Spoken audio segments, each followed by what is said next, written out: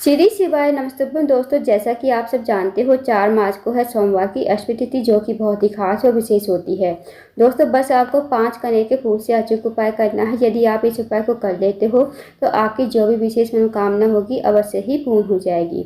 इस वीडियो में दोस्तों आपको 3 उपाय बताए जाएंगे जो कि मनोकामना पूर्ति के लिए ही होंगे। जो आपको उपाय अच्छा लगे, आसान लगे, वो आप उपाय अवश्य कीजिए। सोमवार की अष्टमी तिथि है, मौका ना गवाए दोस्तों। तो सोमवार की अष्टमी तिथि के दिन पूज्य गुरुजी पद्मी मिश्रा जी ने कुछ विशेष उपाय बताए हैं जो आपको अवश्य ही करने हैं।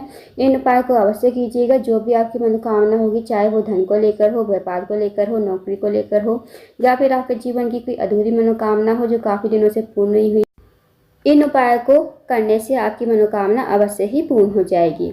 पूज्य गुरु जी की कथा को सुनकर उपाय को अच्छे से समझाने का प्रयास करेंगे। तो आइए दोस्तों जानते हैं पहला उपाय कैसे करना है।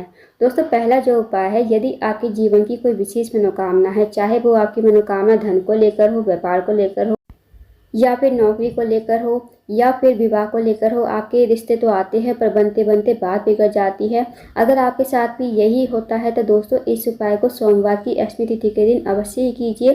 क्योंकि दोस्तों सोमवार की अष्टमी तिथि जो है ना, सुबह 8 बजे तक ही है। तो 8 बजे से पहले पहले आप इस उपाय को अवश्य कर लीजिए।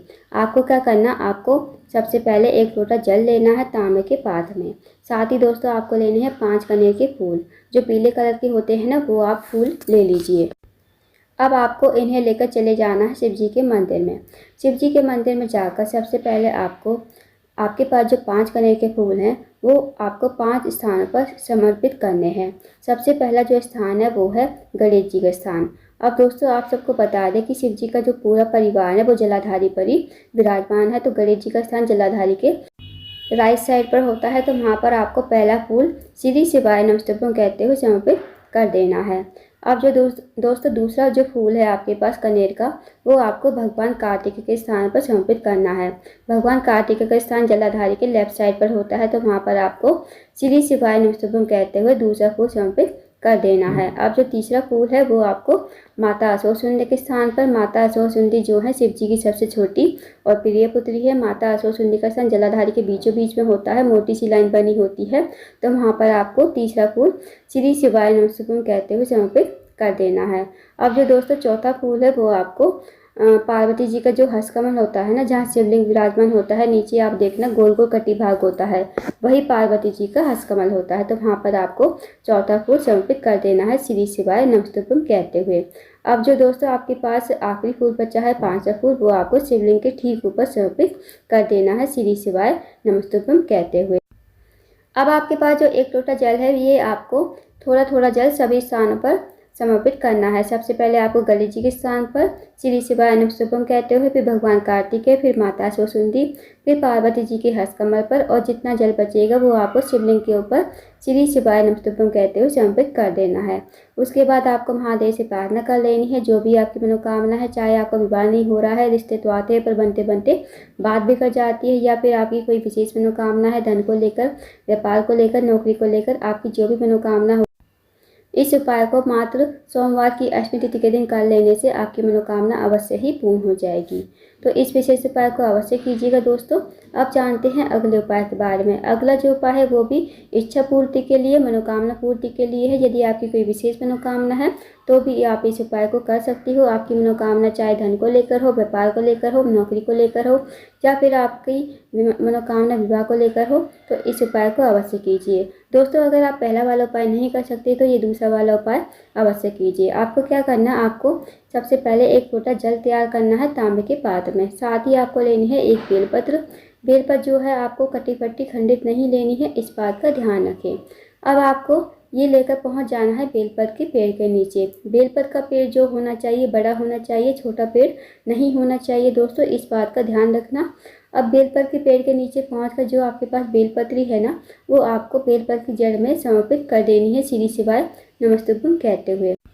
और आपको अपनी विशेष मनोकामना कह देनी है। जो भी आपकी विशेष मनोकामना है, बड़ी से बड़ी मनोकामना है, मनोकामना कहिए और थोड़ी देर वहीं पर बैठे रहिए और श्री शिवाय नमस्तुभ्यं का जाप कीजिए। अब जो आपने बेलपत्र चढ़ाई है ना बेलपत्र की जड़ में, वो आपको वहाँ से उठा लेनी है और आपको 1 लोटा जल और बेलपत्र को लेकर आ जाना है महादेव के मंदिर में।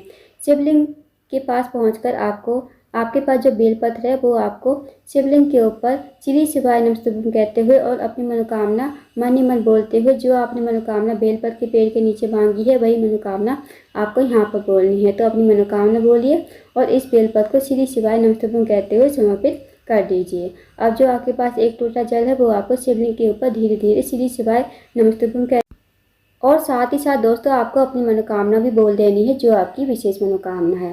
बस आपको एक छोटा सा विशेष उपाय करना है। इस उपाय को करने से भी आपकी मनोकामना अवश्य ही पूर्ण हो जाएगी।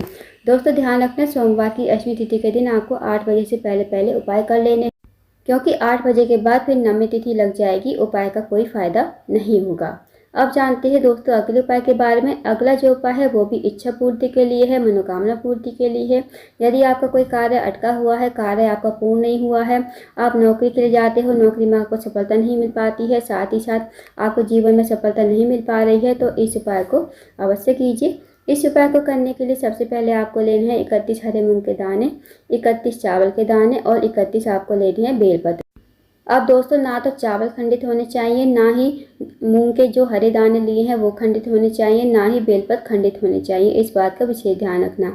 अब आपको इन्हें लेकर चले जाना है शिव जी के मंदिर में। शिव जी के मंदिर में जाकर, जो मंदिर का प्रांगण होता है ना दोस्तों, मंदिर की चौखट होती है, एक शिव जी की चौखट होती है।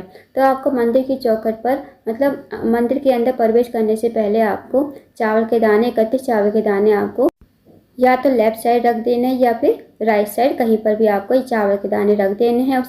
उसके बाद आपको मंदिर के अंदर प्रवेश करना है। अब आपको जाना है नंदी बाबा के पास।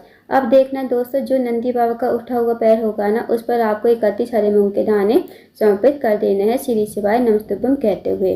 अब दोस्तों जो आपके पास 31 बेलपत्र है वो आपको लेकर जाने हैं शिव जी के मंदिर में, जहाँ शिवलिंग विराजमान हो वहाँ पर आपको लेकर जाने हैं और आपको एक एक बेलपत्र आपको माता असुर सुंदी के स्थान पर समर्पित करना है श्री शिवाय नमस्तुभ्यम कहते हुए। माता असुर सुंदी जो है शिव जी की सबसे छोटी और प्रिय पुत्री है। माता असुर सुंदी का स्थान जलाधारी के बीचों बीच में होता है, तो वहाँ पर आपको एक एक करके बेलपत्र समर्पित कर देनी है। दोस्तों जो भी आपकी विशेष मनोकामना कह दीजिएगा और जो भी आपका कार्य अटका हुआ है आप अपना कार्य बोलिए और इस उपाय को करके अपने घर पर आ जाइए। दोस्तों ये सोमवार की अष्टमी तिथि के दिन करने वाला बहुत ही अचूक और विशेष उपाय है। इस उपाय को सोमवार की अष्टमी तिथि के दिन ही किया जाता है, तो इस उपाय को अवश्य कीजिएगा दोस्तों। तो दोस्तों ये थे कुछ विशेष उपाय जो आपको सोमवार के दिन करने हैं। इन उपाय को अवश्य कीजिएगा। अगर आपको जानकारी पसंद आई हो, वीडियो को लाइक करें, शेयर करें, चैनल को जरूर सब्सक्राइब करें और कमेंट बॉक्स में श्री शिवाय नमस्तुभ्यम हर हर महादेव जरूर लिखें।